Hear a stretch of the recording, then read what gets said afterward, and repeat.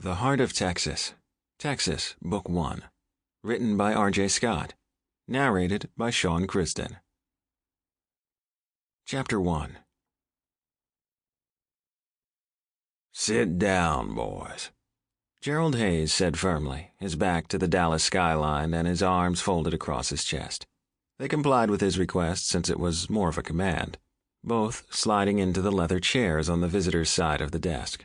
They wore different expressions, though both were his sons. Jeff was the mirror of his father, 6'5", strong, and not averse to getting his own way through means others might consider underhanded or devious. He'd achieved good things for HayesOil, very good things. Under his control, the company had grown in strength due to some well-placed deals and serious, if somewhat questionable, payoffs to just the right people. It was how HayesOil had gotten where it was today, the second largest oil company in Dallas, with billions passing through their coffers on an annual basis and a staff of over 700 in the head office alone. Jeff was a chip off the old block. He knew when to deal, when to back off, and when to buy off. It was a joy for an old man to watch. Jeff was sitting in his chair, his back straight. Jeff was calm, with a virtually inexpressive demeanor and eyes like chips of ice. Dressed in dark gray Armani and perfectly groomed, Jeff's shirt was crisp and white, his tie a deep maroon.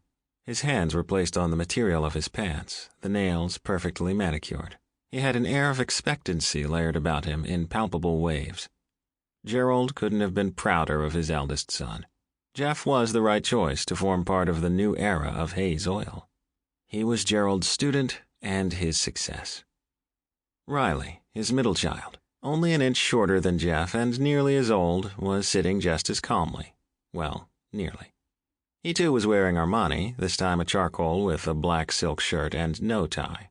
He exuded the same confidence as his older brother, but with a subtle difference. He was an untamed version of Jeff. Gerald's middle child had his mother's way about him and enjoyed the Hayes family money way more than was really necessary. But to give him his due, under Riley's guidance, research and development had flourished. Gerald was as watchful of Riley as he was of his oldest son, but for very different reasons.